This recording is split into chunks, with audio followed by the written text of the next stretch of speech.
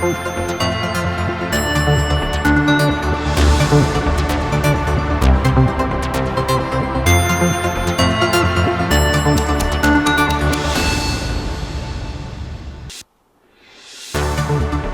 زينة هلوي بوليتيكا وتقم تقراي بأفموز أي فتحن توايلو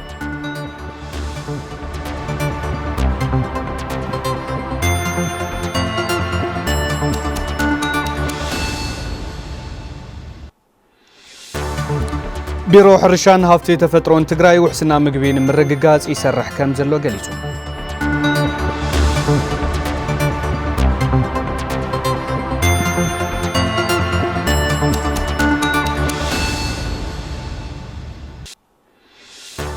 بانكي وغاغن لعلي 13.5 بليون براتاوي كم زرخبه فليتو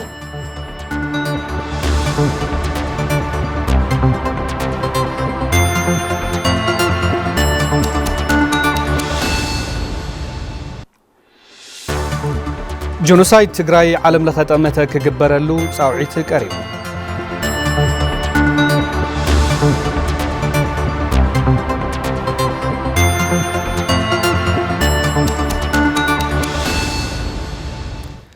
ሰላም ጥዕና ሃበልና ዝኸበርኩም ተኸታተልቲ ቴሌቪዥን ትግራይ ነሳዓት ዝሓዝናዮም ዕለታዊ ዜናታት ሒዝና ቀሪብና ኣለና ዜናታት ሰዓት ብምራሕ ድማ ነታህል ትኽፍለ ብምልክት ቋንቋ ሰለሞን ሃይሉ ምስ መላእ ሰሙያ ስቱድዮ ቴሌቪዥን ትግራይ ብምዃን ሓቢርናኩም ጻንሒት ክንገብር ኢና ክሳብ መወዳእታ ምሳና ጸኒሕኩም ክትከታተሉ ድማ ዕድመና እዩ ከምቲ ኩሉ ግዜ ንገብሮ ናባኹም ነብጽሖ ሓጸርቲ ዜናታት ዝዕለት እዩ ድሕሪ ዝሓጸር መሰጋገሪት መሳርሕትና ኣብቲ ገብሩ ሒዝልና ክቐርብ እዩ ሰናይ ምክትታል يمسجن أتغلتي سلام طعنا هبلي زخوركم تملكتنا نزعلت زي زحرنا يوم حاصرت زينات حيز قريبة لكم مكتتالكم عديمة من محدار وردا حساء أبتا وردا بغنة من كايزق كبابيا والسريت أو تيوم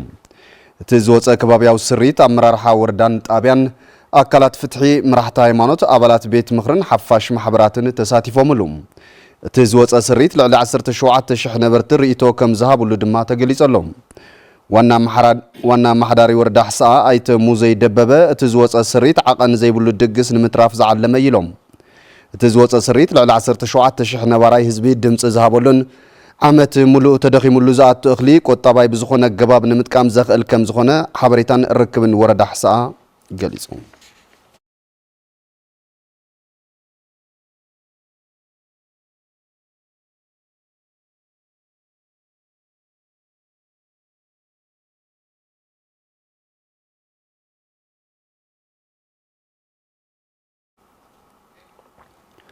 تجارو سب مويا متبحتا وحكمنا دكتور رئي إساياسن دكتور كبروم قبرسلاسين أب أمريكا كابزر كب محبر سب مويا سرجري لعل معرق تشلمهم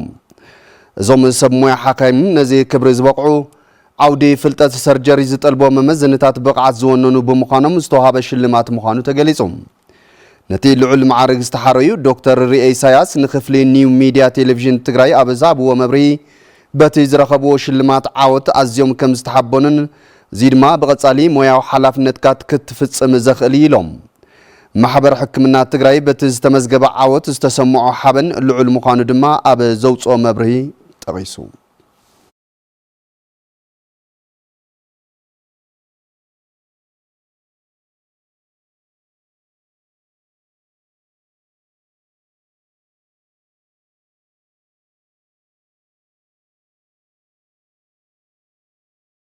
التواتات حرشات تقيمهم كابز زر وزرعات سليت ان مشلان زحشة توت كرخبو تثبيت كم زلوم حرستوت وردا تحت يديابو تزاريبهم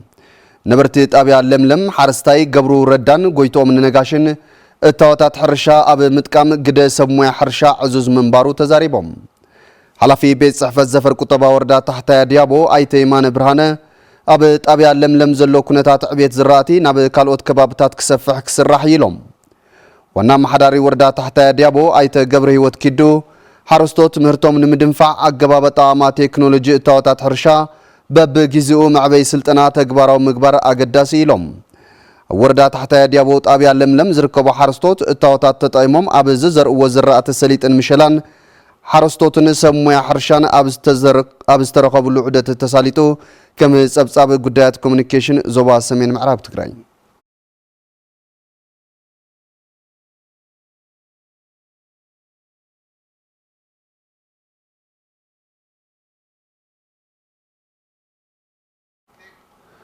ኮሚሽን ሓርበኛታት ትግራይ 16 ሚሊዮን ብር ወፃ በመግባር ከቢድ ናይ ናብራ ጸገም ዘለዎም ካብ ዝተፈላለዩ 14 ወረዳታት ትግራይ ብረቋሒን ዝተሓረዩ 320 ስድራ ስዋኣት ሓገዝ ክገብር ምዃኑ ኣፍሊጦም እቲ ኮሚሽን ነዚ ዘፍለጠ መስከረም 27 2018 ዓ.ም ካብ ኩለን ዞባታት ንዝመጹ ሓለፍቲ ቤት ጽሕፈት ሓርበኛታትን ኣመሓደርቲ ወረዳታትን ኣብ ከተማ መቐለ ኣብ ዝተኻየደ ምይይጥ እዩ እቲ ሓገዝ መበለ ራብዓይ ግዜ ዝካየድ ዘሎ ኮይኑ ንነፍሲ ወከፍ ስድራ ስውእ ብር 50,000 ብር ድጋፍ ከም ዝገብሩ ሓቢሮም እቲ ንድጋፍ ዝውዕል ገንዘብ ዝተረኸበ ኣብ ሃገር ኣሜሪካ ካብ ዝርከባ 7 ግዛኣታት ዝርከቡ ዲያስፖራ ትግራይን ብዲዲአር ካብ ዝተሰናበቱ ጀጋኑ ተመለስቲ ተጋደልቲ ብዲዲአር ካብ ዝረኸብዎ ገንዘብ ብድሌቶም ዘዋጽዎ ምዃኑ እቲ ኮሚሽን ኣብ ዕላው ፌስቡክ ገጹ ኣስፊሩ ኣሎ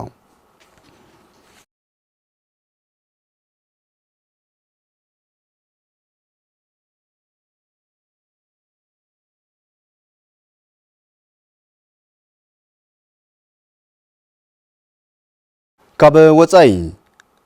መራሒ ሚሊሻ ሱዳን ቅድሚ 20 ዓመታት ኣብ ዳርፉር ብዝፈጸምዎ ገበን ኩናትን ገበን አንጻር ሰብኣውነትን ተኸሲሶም ጥፍኣተኛ ተባሂሎም አሊ መሐመድ አሊ አብዱራህማን ወይ ድማ አሊ ኩሻይብ ብዝብል ስም ዝፍለጥ ዝውልቀ ሰብ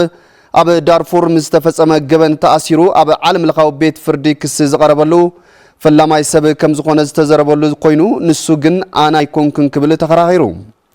ካብቲ ኩነታት ብህይወት ዝተረፉ ሰባት ነቲ ዝነበረ ኩነታት ኣብ ቤት ፍርዲ ቀሪቦም ምስክርነቶም ሂቦም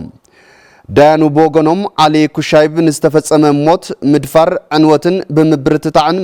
መምርሒ ብምሃብን ከም ዝተሳተፉ ገሊጾም መራሒ ሚሊሻ ሱዳን አሊ ኩሻይብ ከመቆጻጽራ አውሮፓውያን ካብ 2003 ክሳብ 2004 ብዝቐረቡ 27 ክስታት እዮም ገበነኛ ተባሂሎም ዘለው ይብል ጸብጻብ ቢቢሲ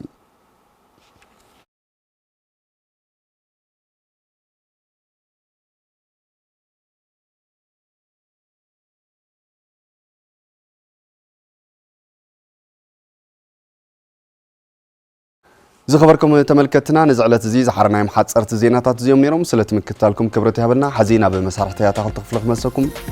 سلام حصرتي زيناتات تخاتيلنا تمليسنا زخبركم تملكتنا حزدما بزرزرنا بنريم تصبصاوات زعلتينا كنسجر فلماي نغبرو مجلسي كوميشن مصنعتي جنوسايد تግራዩ ኣብ ልዕሊ ትግራይ ዝተፈጸመ ገበናት ጆኖሳይድ ኣፍልጦን ክረክብ ምስ ዓለም ለኸ ትካላትን መድረክቲ ኣካላትን ይሰርሕ ከም ዘሎ ኮሚሽን መጽናዕቲ ጆኖሳይድ ትግራይ ሓቢሩ እቲ ኮሚሽን ካብ ጋዜጠኛታት ንዝቀረበሉ ሕቶታት እውን መብርሂ ሂበሎ ኤፍሬም ረዳይ ኮሚሽን መጽናዕቲ ጆኖሳይድ ትግራይ ኣብ 6 ዝተጠመረ 22 ጸብጻባት ገበናት ዕላውን ምግባር ምድለዋትዩ ግን ከም ዘሎ ኮሚሽነር እቲ ኮሚሽነር የማነ ዘርአይ ይገልጹ ብጣዕሚ ብዙሓት ዓለም ለኸ ትካላት ናይ ትግራይ ጉዳይ እንደገና ንምርኣይ ጀሚሮም ኣለዉ ዳርጋ ጋብ ተፈጢሩ ከም ዝነበረውን ምዕዛብ ሞኪርና ኢና ብጣዕሚ ብዙሓት ዓድታት እውን ህዚ ኮሚኒኬት ይገብሩና ኣለዉ ጽቡቕ ምልክት ውር ኢና ኢና ብሽድሽተ ተጠርነፋ 22 ሪፖርታት ዕላዊ ክንገብር ኢና ናይ ሽድሽተ ዝጥርነፍ ብዓለም ለኸ መስርሕ መሰረት እዩ እዚ ሪፖርት እዚ ናይ መጀመሪያ ማለት ይሆን ከም ዝወልኩም ናይ አይዲፒ ሪፖርት ሰሪሕና ኢና ቀድሚኡ ዕላዊ ዘይኮኑ ሪፖርታት ግን ንመንግስትና ንዓለም ለኸ ትካላት እውን ንሰድድና ኢና ኮሚሽነር ኮሚሽን መጽናዕቲ ጆኖሳይድ ትግራይ ሰላም ናይጥዕና ሃበል ይዝኹ ጋዜጠኛታት ንዝቐረበሉ ሕቶታት እውን መብርሂ ከም ዝስዕብ ሂቡ እዩ ኣብ 6 ተጠመረ ሳንክተን ዝኮኑ ወላ ተሃለወ ከጭካ ዝገበርካልና መግለጽ ግን ብቁፅሪ ተዝግደስ ኦፊሻሊ ኮጽ እዩ ብርግጸኝነት ክልተ ሰሙን ያክተወስድ ስቴፕ ባይ ስቴፕ ስለነውጽኦ ማለት እዩ አው ዝርከብ ስለዝኾነ አውዚ ቀንጭብካ ተውጽ ይሆናል ተነጺሉ እውን ዝርአ ስለዚ ይሆነ ብግልጽ ክነግረኩም እንታይ እዩ ወዲሙና ሓደ መን እዩ አውዲሙዎ በኸመ እዩ አውዲሙዎ ብገንዘብ መጠን ክንደይ እዩ ዝብል እዩ ዝርአ ሰን ብሴክተር ብዞባ እናተኸፋፈለና አይ ቲንክ ቱ ኦፊሻል ሪፖርት እዚ ዝሓዘ ስለዝኾነ አው ተረኽቦ ዝኾነ እዩ ዝኸውን እዩ እዚ እንታይ እዩ ብናይ ፖለቲካ መራሕቲ ወይም ናይ ሰራዊት መራሕቲ እቲ ጆኖሳይድ ትግራይ ዘቃሉ መግለጽታት መደረታት ቃለ መሕተታት ክዋፈለው ተጋቢ ይኹን ይሉ ንምንታይ እዩ ዘይከላኸል እንተነዓሰ ናይ ሕጊ ተጠያቅነት ዘይሃለወ ናይ ሞራል ተጠያቅነት ኣለዩ ምናልባት ኣብ ተናውሐ ግዜ እውን ግን ናይ ሕጊ ተጠያቅነቱን ከምጽእ ዝኽእል ነገራት ክኸውን ስለ ዝኽእል መራሕቲ ናይ ሚድያ ሰባት እና ናይ ማሕበራዊ ነጠፍቲ ሰባት ጥንቃቄ ክገብሩ ኣለዎም ንህዝቢ ትግራይ ዝኽሕድ ናይ ህዝቢ ትግራይ ኣጀንዳ ዘናሹ ግዜያዊ ነገራት ክዛረቡ የብሎም ዝብል ግን ኣነ ህዝቢ እውን ከም ኮሚሽን ለወባይ የቀርብ ትክክለኛ ጥያቄ እዩ ንኽብል ደልየ እያ ትከራ ደረጃ ከም ዩኤንኤችሲአር ካመፈሉ ከም ዩኤን ባዕሉ ተዓይትካ ኣፍልጦ ለማሃብ ዘለዎ እንታይ ይመስል ከተለኒ ናይ መንግስቲ ትግራይ ኣፍልጦ ኣለዎ እዩ ዓለም ለኸ ትካላት ከመ እዮም ክሕግዙ ዝኽእሉ ዝብል ሳብጀክቲቭ ናይ ደገ ስለ ዝኾነ ግን ሊሚቴሽን ከም ዘለዎ ክፍለጥ ኣለዎ ከም ትፈልጥዎ ድሕሪ ፕሪቶሪያ ስምምነት መንግስቲ ትግራይ ብቐጥታ ናይ ደገ ርክብ ህጋዊ ዝኾነ ርክብ ኣይገብርን እዩ ግን ድማ ብተፈላለየ መልክዑ እቶም ዓለም ለኸ ትካላት ንኽበፅሖም ይግበር እዩ ተፈናቐልቲ ናውጣታት ናብ 91 ዝኣክል ወላ ገይኩም ተለውኩም ሕጂ ናብኣሰ ይኸይድ ከም ዘሎ ይረአ ኣሎ ኣብነት ኣብ ዝሓለፈ ህፃን ቆልዓ ብዝብኢ ተበሊዑ እቲ ገበናት ናይቲ ጆኖሳይድ እስካበየናይ ይበፅሕ ከም ዘሎ ሳዕቤናት እውን እንታይ ከም ዘሎ ዘመላኽት እሞ እዚታት ፀቕጢ ጌርኩም ንዓለም ለኻብ ምብፅሓን ኣካል ናይቲ ጆኖሳይድ ጌርካ ብምግፋሕ ድማ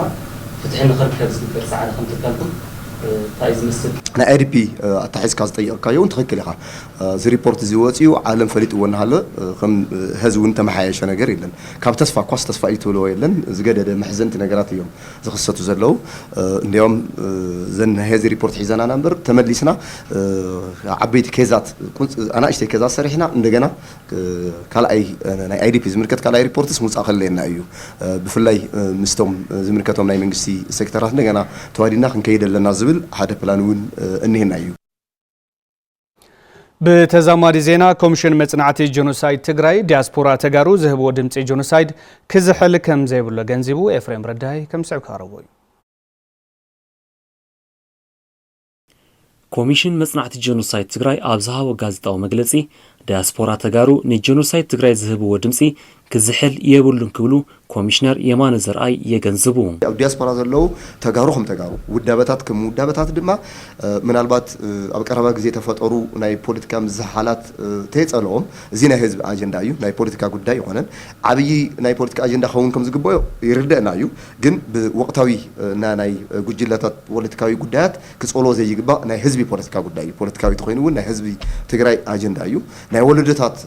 ጉዳይ እዩ ስለዚ ብዓመት ብኣዋርሕ ብዝፍጠሩ ስምዒት ክዛሓል ዝግብኦ ይኾነን ካብ ታሪክ እውን ክንመሃር ስለ ዘለና እዚ ከምዚ ኢሉ እንከሎ ብጂኖሳይዳዊ ኩናት ዝዓነወ መሰረተ ልምዓት ትግራይ ዳግመ ህንፀትን ሕውየትን ከም ዘይተጀመረን ፍትሕን ተሓታትነትን እውን ከም ዘየለን እውን ኮሚሽነር የማነ ዘርአይ ይሕብሩ ክሻብ ህዚ ብዕሊ ተጀመረ ናይ ዳግመ ህንፀትና ናይ ሕውየት ስራሕቲ የለን ከም ከማይ ያው ሚድያታት ተኸዲኦም እዚ ጽገና ተገይሩ እዚ ገለ ከም ትሉ ይፈልጥ እያ ግን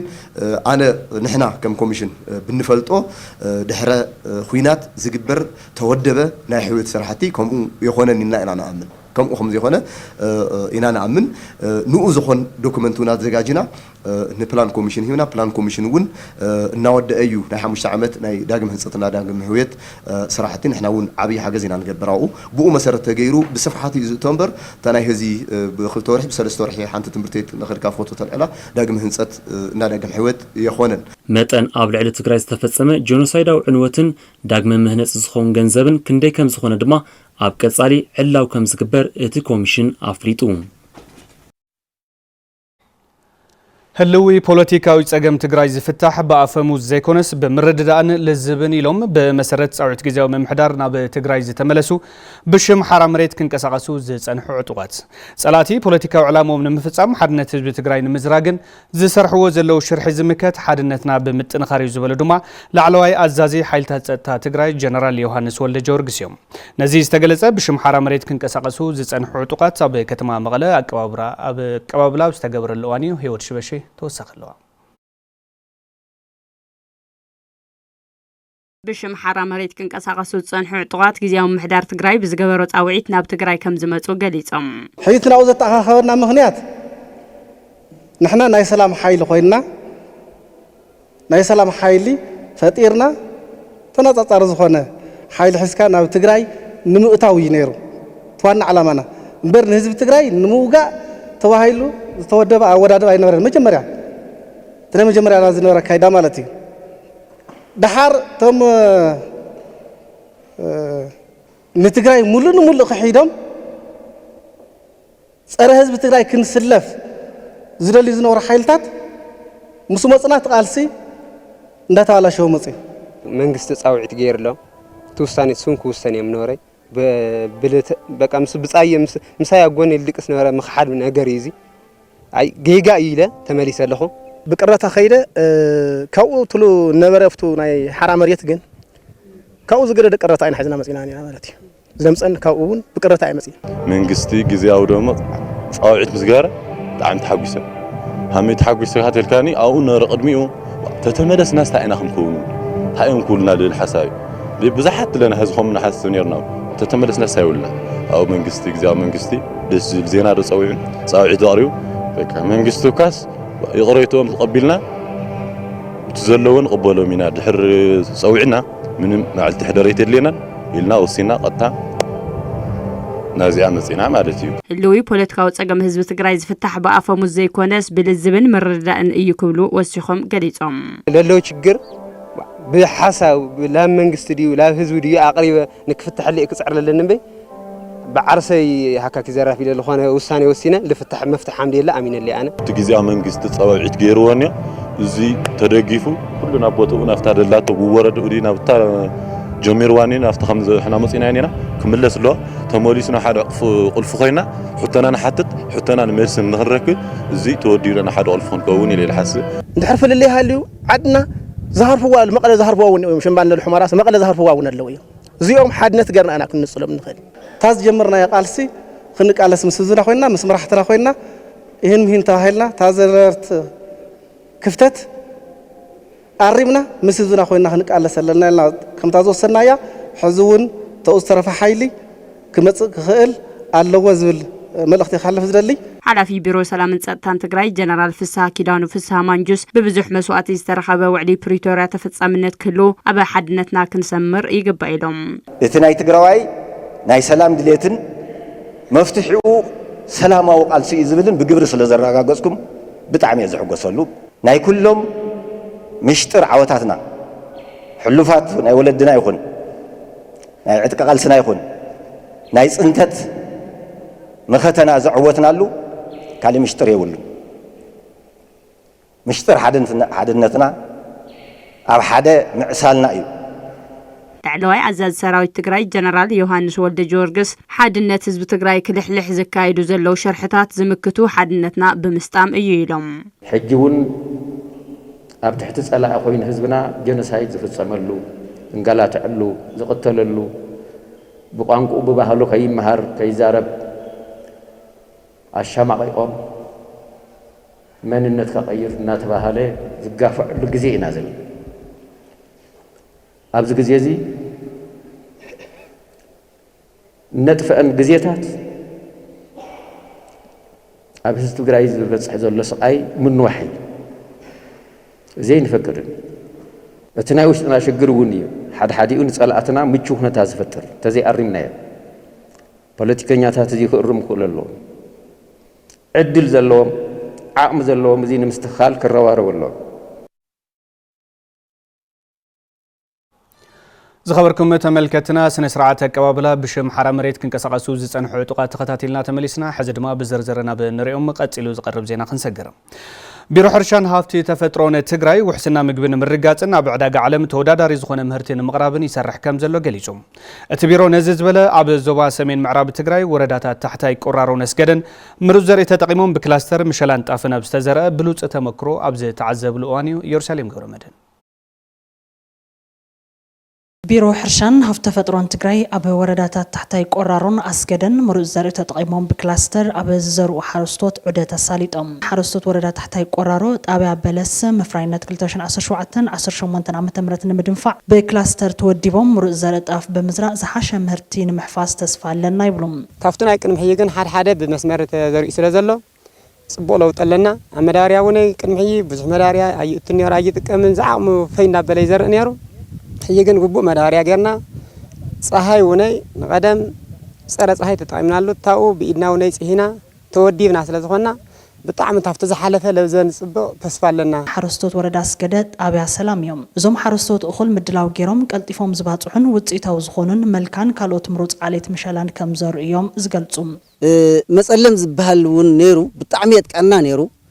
ኣብዚ ሕጂ ንጥቀመሉ ዘለና ግን ብትክክል ድኽዑውን ንጥቀሚና ጉልባሉውን ንጥቀሚና በመስመር እናዘርአና ትናይ መጸለም ናይ ምውጻእ ዕድል ባህርያቱ ዝሓጸረ እዩ የለን ኣይወጽን ማለት እዩ ስለዚ ብልክ ትናይ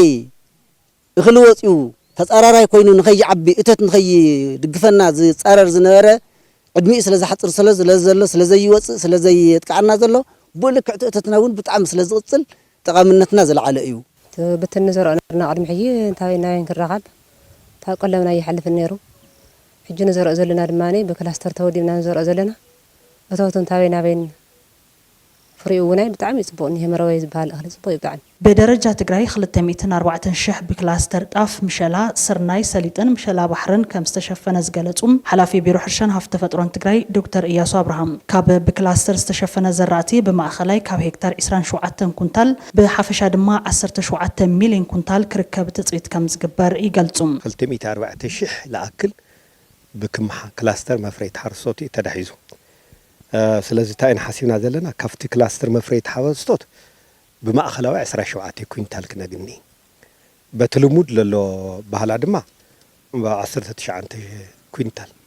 ኣብ ሄክታር ክንረክብ ነዚ ድማ 16-17 ሚሊዮን ኩንታል ክንረክብ ኢና ዝብል ሎም ዓመት ከም እቅድ ሒዝና ኣለና ካብታ ፕላንና ዘቕመጥናያ መፍረይነት ብመጠን ብጽሬት ብተወዳዳር ናዕቢ ስለልበልና ኣብ ንቐጻላይ ክዋጽና ዝኽእል ዝላይ ማለት እዩ ሓረስቶት ብክላስተር ክውዳቡን ዝሓሸ ምህርቲ ክረኽቡን ይስራሓሎ ዝበሉ ዶክተር ኢያሱም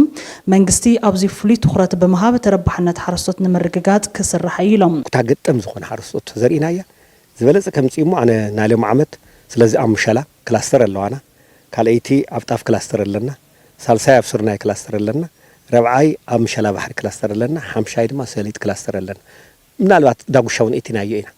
ግን ተን ሞር ኦፍ ፎካስና ግን ሞር ኦፍ ሰሊጡን ኤክስፖርት ንሓስብ ኣለና ትዝበለጸ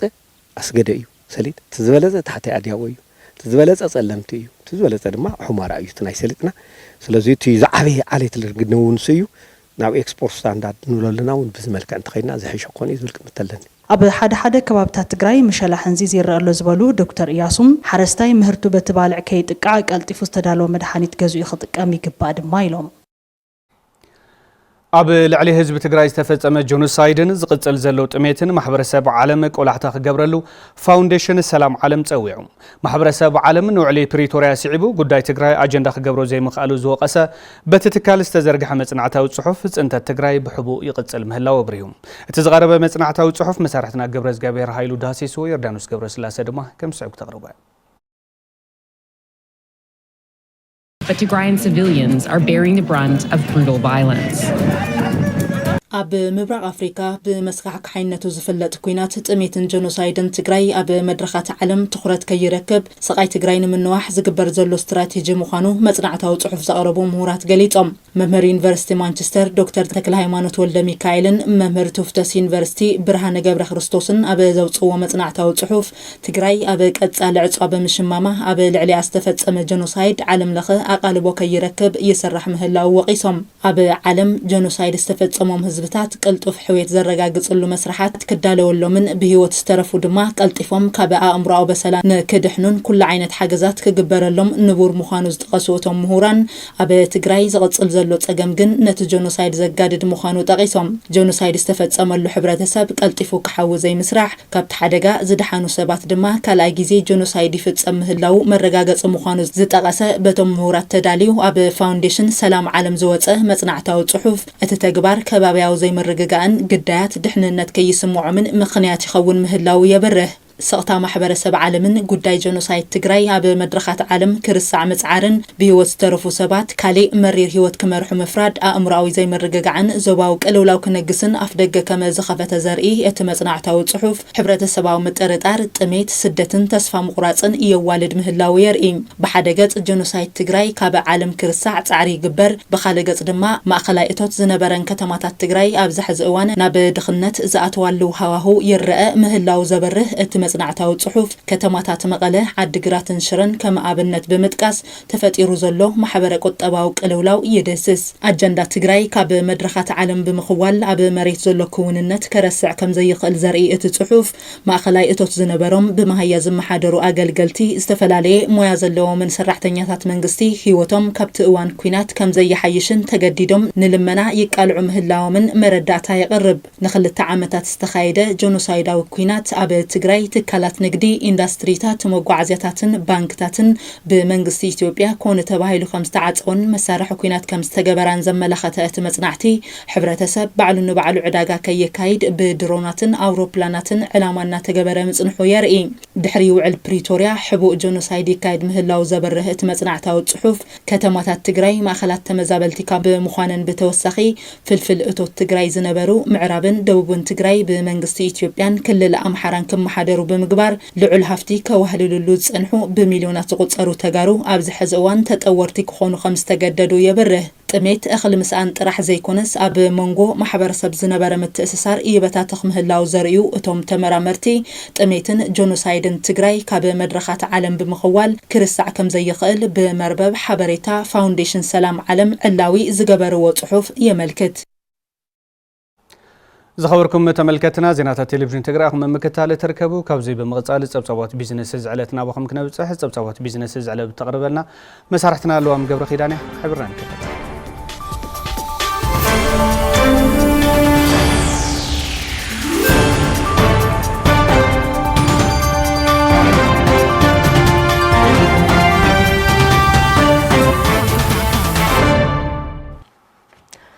سلام طعنا هبلي كم يصنعكم خبركم تملكتنا الساعات زيز مرصنا يوم صبصبات بيزنس حزنا لكم قريبنا لنا سنه صنحو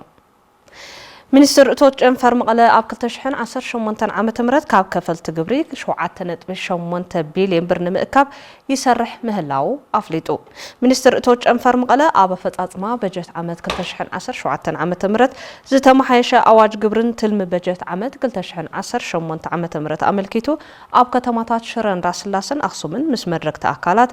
ዘትሎ ሃፍቶም ገብረ ዮሐንስ ድማ ከም ሰዕካርበልና ሚኒስትር እቶት ጨንፈር መቐለ ኣብ ኣፈጻጽማ በጀት ዓመት 2017 ዓመተ ምህረት ዝተመሓየሸ ኣዋጅ ግብርን ትልሚ በጀት ዓመት 2018 ዓመተ ምህረትን ኣመልኪቱ ኣብ ከተማታት ሽረን ኣክሱምን ምስ ዝተፈላለዩ ኣካላት ዘትዩ ኣካይዲ ስራሕ ሚኒስትር እቶት ጨንፈር መቐለ ኣይተ ተኽላይ ብርሃ ብብርኪ ሚኒስትር ጨንፈሮም 9.1 ቢልዮን ብር ኣብ 2018 ክእክብ ትልሚ ከም ዝሃቡ ብምግላጽ እንተኾነ ህልው ኩነታት ቁጠባ ትግራይ ኣብ ግምት ብምእታው እቲ 7.8 ቢልዮን ብር ንምእካብ ይሰርሕ ምህላው ኣፍሊጦም ወርሰገቤን ኣብ 9.1 ቢልዮን አካባቢ እዚህ ያው በሀገር ደረጃ በፓርላማ ጸደቀ እቶት ኩለን ቅርንጫፋት በባዕቅማ ከበተነ ስለዝግቦ ዝተበተነ እቶት እዩ ስለዚህ ኣብ ኑር ዘሎ ኢኮኖሚያዊ መንቀሳቀስ ስለዘይኮነ ብልክ ክስብሰብ ይኽእል ዝብል ዘልዕልና ይሕተሎ ማክሲማም ክመጽ ዝኽእል እቶት እውን ሰሪሕና ኣቅሪብና ኣለና ማለት እዩ ስለዚህ መሮፍ ካብ 7.8 ቢልዮን አካባቢ ፖቴንሻል አለና ዘፈላና ስለሆነ እሱ በተቋም ደረጃ መልስ ምስተዋሃበ ንሪኦ ይኸውን ኣብቲ ኣብ ከተማታት ሽረን ኣክሱምን ዝተሳለጠ መድረኽ ሚኒስትር እቶት ኣዋጅ ግብሪ ከም ዘመሓሸ ላዕለዎት ሓለፍቲ ሚኒስትር እቶት ጨንፈር መቐለ ኣፍሊጦም ካብ ግብሪ ዝእከብ ኣታዊ መንግስቲ ንምዕባይ ሓዊሱ ነቲ ምምሕያሽ ኣዋጅ ከም ምኽንያት ዘቐረቡ ጉዳያት ድማ ኣብቲ መድረኽ ቀሪቦም ኣብዚ 9 ዓመት እዚ ዝተፈጠሩ ሓደሽቲ ናይ ኢኮኖሚ ለውጥታት ኣለው ነዚኦም ዝምጥነ ይነበረን ማለት مستلوتي حيرو خيد لازقبو أزي زقبر ممحياش تمو زقاتهم زنور خفتات نملاي زخل ممحياش نمقوار عدلايس لازقنا يتي حدا اتخلاي كم تقدمي لزقلات نورا بقوري ملكع زكب عطاوي نعم قصة عطاوي مستي عمتاوي تقلال مهرتي GDP ዝበሃል እንትነጻጸር እንተሎ በጣም ዝተሓተየ ማለት ተሳተፍቲ መድረኽ ብወገኖም እቲ ዝተመሓሸ ኣዋጅ ግብሪ ምስ ብኩናት ኪሳራን ዕኖትን ዝበጽሑ ማሕበረሰብ ንግድን ትካላትን ትግራይ ክሳነ ይኽእሉ ዝብል ትሕዝቶ ዘለዎም ሕቶታት አልዕሎም ኩሉ ነገር ሰላም ዝወረደ በለይ ዝኸወርኩም ተመልከትና ነጻነት እዚ ተማይጡ ጸገም እንዳሃሊ ወጽዲኡ ተራዩ እንተስ በቲ መምርሕ መሰረት ክፍጽም ግቡ እዩ ግን ውክልና ይብላን በቲ ዝነበረ ስራሕ ስለ ዘይጀመርና ምንም ከግበር አይከአል ሕጂ ግን ናይ እፈይታ ዘመን ኣለና ዶ 85 ሚእታዊ ገባር ዝነበረላ ዓዲ ከመይ ገይሩ እዩ ልዕሊ 50,000 ዝኾነ ዓይነት ብጥረ ገንዘብ ምልዋጥ ክህልዮ የብሉን ዝብል ኣዋጅ ጽዲቑ ዝኒሄስ لعلو تم رحم منستر أتوت جنفر مقلب بوجنم إن زغرب وحدات زسعب ملاش هيبوم 5 مليون 10 مليون أدقيزي في السنة بترى جنزة كفيل ناتولو ببنك إذا خفلكم اللو مردات أنيكم دو تشاهد خط حاس كفلات نسخم نتعرض كونو خبال انتلو إلين بترى جنزة ينعفيلنا يوم زولو مالك الذي أزيون ذات الرفيو نسخمون حق تخطي لكم تصرحوا ካልኦት ንኣኹም ዝሸጡ ዘለውጡ እውን ሕጊ ተኸቲሎም ይሰርሑ ለዚ ንስኹም ክትከፍሉ እንተለኹም እውን ብጥረ ገንዘብ ይትከፍሉን ካፍታ መጠን ላዕሊ እቲ ዝሸጠልኩም እውን ካብኣን ላዕሊ ብጥረ ገንዘብ ኣይቕበልን ማለት እዩ ናይ ዝዓድና ታክስ ማለት ናይ ታክስ ስርዓት ብኣፈላላይ ክልል ዝእክቦ ወይ ፌደራል ዝእክቦ ተዘይኮይኑ ኣብ ሬት ኣብ መጠን ኣፈላላይ የብሉን ናይ ክልል መንግስቲ ዘውፅኦ ኣዋጅ ምስ ናይ ፌደራል መንግስቲ ተመሳሳሊ ኣዋጅ ይኸውን ዝግቦ ነዚ ኣዋጅ እዚኣ ተኸቲላ ናይ ክልል ናይ ትግራይ ክልል ግዚያዊ ምሕዳር እውን ኣዋጅ ኣብ ምውፃእ እዩ ዘሎ እቲ ናይ ክልል ግብሪ ከፋሊ እውን ሕቶ የተመለሰሉን ወለድ ናይ ወለድ ሕቶ ኣሎ ተደራራቢ ወለድ ዝቐረበሉ ዳመጅ መዓት ውድመ ዘውፅሐሎ ካልኦት ጉዳያት ኣለዉ ንፈልጦም ዝርዝር ዓንቶ ብቻምበር ተወከልቲ ተቐርቦም ዝነበርኩም ማለት እዩ ስለዚ እዚ ሕቶ ዘይ ተመለሰ እንትኽክል እዩ ክምለሱውን ኣሎ ብናይና ቅዋም እውን እዩ ብተደጋጋሚ ኣብ ዝሳተፈሎም መድረኻት ዝለዓሉ ነልዕሎም ስለ ዝኾኑ ኮይኑ ግን ሕጊ ከዓ ንወይኑ ንሓደ ክልል ጥራይ ማለት ንሓደ ክስታይ ጥራይ ተፈልዩ ዝወፅእ ኣይኮነን ማሕበር አክሲዮን ባንኪ ወጋገን ኣብ በጀት ዓመት 2024-25 ኣብ ቁጻጽራ ፈረንጂ ኣብ ታሪኹ ፈላማይ ዝኾነ 13.5 ቢልዮን ብር ሓፈሻዊ እቶት ከም ዝረኸበ ኣፍሊጡ እቲ ባንኪ መበል 32 ስሩዕ ጉባኤኡ ኣብ ከተማ አዲስ አበባ የሳልጥ ኣሎ ንጸብጻብ ክብሮም ሰለሞን ተስፋይ ታደሰ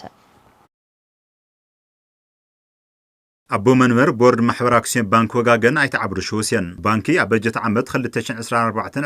عصرت 3.5 بليون بر أتوت بمركب عب تاريخه كبر وسن كم زمز جبن إذا دما مزحلة في بجت عمد الناس عصر بسلاسان شمون تنميتها وسخ كم زرع اليوم بمسرة إذا دما عطاوتات حد أكسيون نبار وعن شدشنة وعصر تميتها كم زعبية أيت عبر شو حبيرهم إت بانكي كدم جبري 3.5 بليون بر مخصب بمزجاب كبر وسن كم زمز جبن إذا دما مصنعي زحلة في بجت عمد مساسل وان الناس عصر بسبعة عن 3 ميتا وسخ كم زرعي جلسهم يتبانكي زخفلو كابيتال كاب وان ناب وان بسلاسان شوعة ميتا بموسخ شوعة بليون بر كم زبزحن ازدما لعليتي بيراو بانكي تيبع زقموطوس تحت استخفل كابيتال يزولو يتعبد شوسيان يتبانكي استخفل كابيتال نابر 10 بليون حف كبل والسنة توهيبي لهم وانا كاير سرح بانك وغاغن دكتور اخلو لوبوت وغنم يتبانكي ابز بجت عمت مس عالم لخوت كالات استراتيجيكاو محزنت كم زمسرته بمجلاس كاوزيو مس عالم لخ كوربوريشن فاينانس بانك افر عازم بانك نجدن سيتي بانكن تتقسم مخانو مرديوم بانك وغاغن املا هاجر بزلوا 455 ጨናፍራ ቢሉም ስሩዕን ካብ ወለድ ነፃ እንግልጋሎት እዩ ከም ዘሎ ድማ ተገሊጹም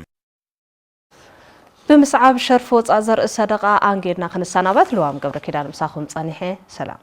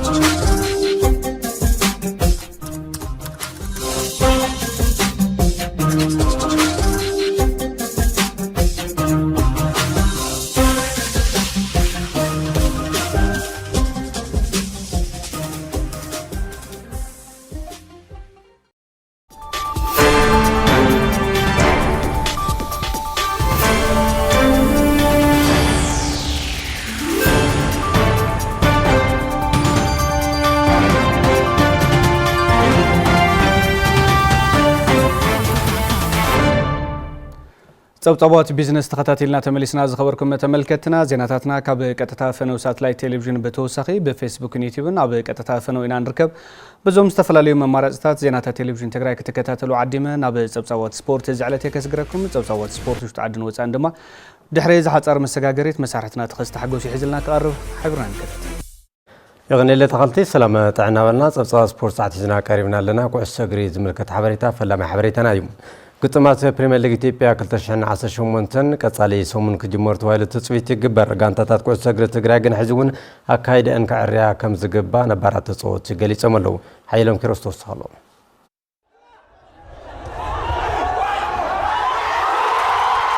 زحلف عمتنا بهجرة وردات استملسا جانتات تجراي بفلاي أب بريمير ليج إثيوبيا زنبرا سلستين جانتات كابتليج موراد ذكر يخون بربتي ناي فيدريشن وسانة مسارات أبتليج نكت أنحستو سنة خوينو أبز عمت الزوجون تساتفت كوخناين أبتن جانتات ملكتهم نبرات تصوت جانتات تجراي بذهب نار إتودما كجبر الجبو نجار بزوح نجار نيرو قلنا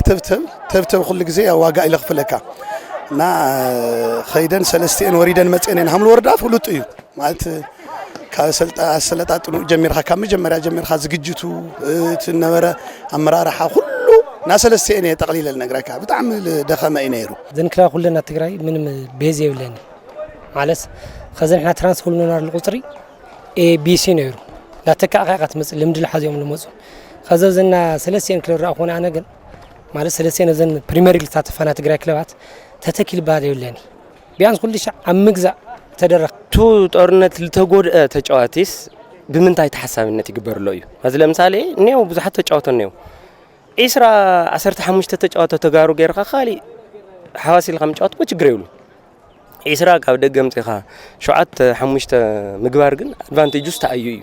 تنقانتات كاب حلف جيجان كم مهارة لون زبل معدا زلهم أتو من برات تتصوتي أوش تنت أمتا جرن كسر حكم زجبا أجليزهم عم تجاوتين إن سلسين قانتا كابزن قانتا زين اللي بيهرب بدل تمرت تجاوت نيدي سلازي تجراين ده حيز قال غير تجراين ده اللي حزقة تجارو ذنيو يا ريت برهان كوتش يخيدوا نيو زسيم خالوتهم وتم تخدخ سلازي ما جمرة عد خالي سراح بصورة خالي متعلي تيار زغلات تجاوت كو تجراين نيو هم جري معلم دك حزن ده حلي تخيو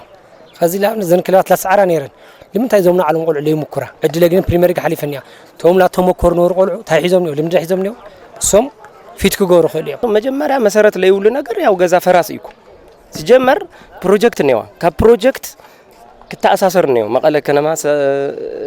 ولوالو شراء كتا أساسر نيو مزن بروجكتات under 50 under 70 نيو مساعتني كاو بيبودن كتا حزن نيو أبحد حد وصيت تنقانتات حتى تنتكل له بوانا نتقنا كاب دق متمات أوش أتقران زلو كلا زلوم تتصاتي عدل كباكم زكب أون أجنسي باميم ما بتنا قديت هالبهني تسلطاني كجورو الجبونيو تعدون كجورو الجبونيو ندحر وريد خيات أخات جبر همزة درجة تجر خطو هايلو لا تجمع يخد وانت عارف لا تاي متقم وانت نحت تكلي ولا سرح لك خذل أو تتكيو هذا كن نحت قوينا تاي كنجبرني أنا حدا أنا أعلم سرحني وين زي العالم لا جزاء كاوي مس جنزو لا جزاء كن بريخ لي دايبا بريمير ليج وسيداسي ما قالس تاي أغنيا سم بتش أخذ جنن بي قلت ميت شحل شلمات أخذ شلم وانجا تايو زيس تايو هذا عدنا أو تجراوا إكسر حلل أو أنا أشتغل قلتيك جوات له بشكلتنا زت متكل حبريتان تنسجر ولدي دقوم علامهم نخعوتو دقفتي كهونو كم زغبا بشكلتنا صغا كحسا غلي صلا صغاو زوفرتو صالو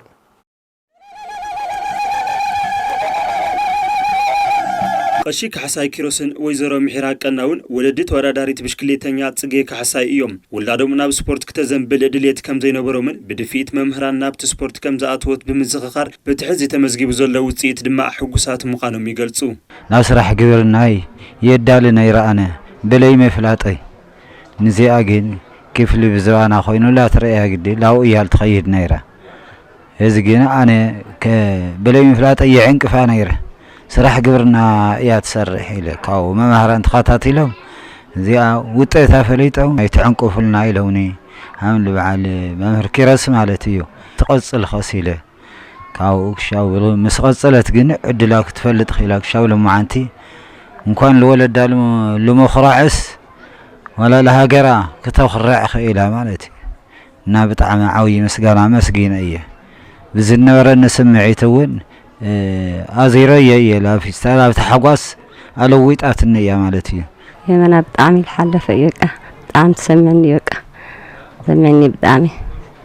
حقوستي يوقع ولدي ولادهم أبزدولين علامو كعوتلو أبزخل عودن تنتف كعنكفوهم كم زي بلومن رأيو كعوت دقفتو كخونو ألوهم دما يبلو تحر لا سرح لا صبق سرح كسرحيا نحل الخينو ولاد خاص تعنكفو يولخي بقى